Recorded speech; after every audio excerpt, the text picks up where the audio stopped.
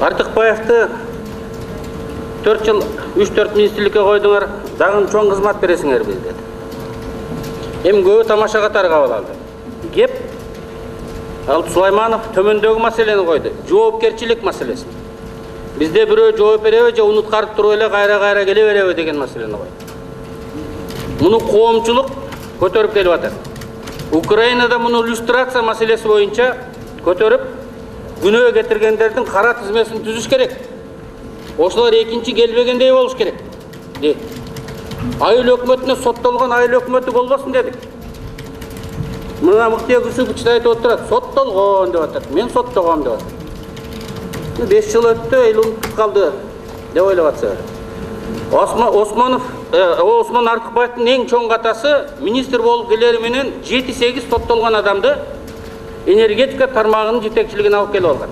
Нарынстрой электростанцияларга директорлар советінің барына соттолған адамдарды киргизип алган. Біз ошондой айтканбыз фракциянын жыйынында. Ол азыркы министрликке талапкер 2009 жылы соттолсо, 2010 жылы Камбарат 2-ни куруп атканда 1,5 миллиард сомду Максим Бакиев менен жеп, жоготуп жибергендиги үчүн бир топ адамдар соттолгон.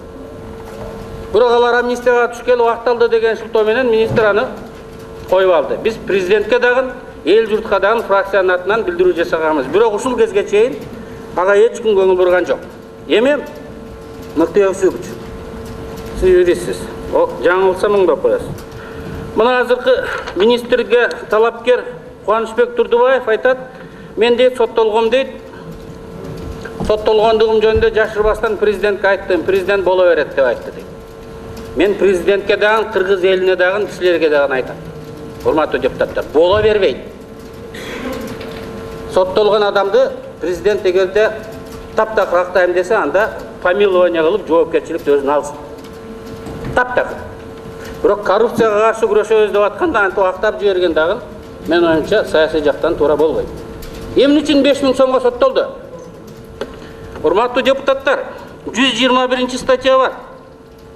Коммерциялык жана башка уюмдун кызматкерлеринин кызматтын кыянаттык абал менен пайдалангандыгы деген.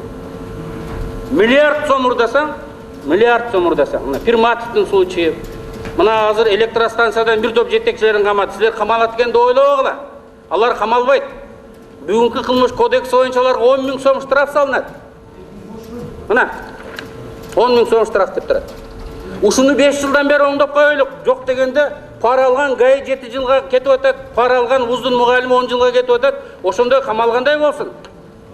Изилтөөлөр көргөзүп атат, коррупциянын баары госпредприятияларда, закупка, тендерде деп айтабыз. Оңдой албайбыз силер менен бирдикте. Туура биз бир жолу кабыл алдык, президент Атамбаев кол койбой койду. Ошондой айтканбыз. Урматтуу президент, коррупция менен кантип күрөшөсүздөр? Мына коррупционерлер соттолгондор кайрадан өкмөткө, коммерциялык мамлекеттик акционердик коомдун жетекчилигине кайра келип отурат. Бул менен эч ким соттолбойт. Эң чоң соттолгону менчик ээсин өзгөртөсүң 3 жылга чейин соттолушу мүмкүн деп турат. 3 жыл деген бул абдан жеңил кылмыш деп эсептелинет да, жакшы жүрүм туруму үчүн сот аны эркинен ажыратпаган шарттуу түрдө камап коюшу мүмкүн. 200 миллион долларга жакын акчаны мыйзамсыз которуп жиберди, Дилгир Жапаровду кармап турабыз. Дилгир Жапаров да ушуну менен соттолот. Аны кармаштын кереги жок, 10 000 сом штраф салыш керек, же жарым жылга кесип үйүнө чыгарып коюш керек. Аны отургуза албайбыз. Кайсыл штаттагы алып барып Генпрокуратура байлайт билбейм, мына могу менен кетет. Мени сурабай эле коеюн, ушул статья менен камалышкан баары. 10-жылдагы бир топ энергия барандар ушул статья менен соттолуп, амнистия болуп, ал актабайт.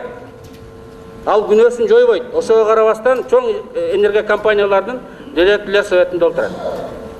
Көбөлөр айтып атат. Билимдүү бала экен, баарын билет экен деп.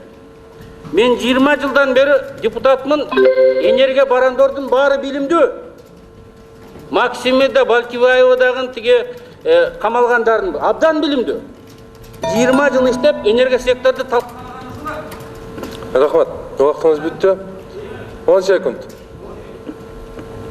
Урматтуу депутаттар, Атамекен фракциясы өзүнүн азыркы жиналышында карап, министрликке талапкер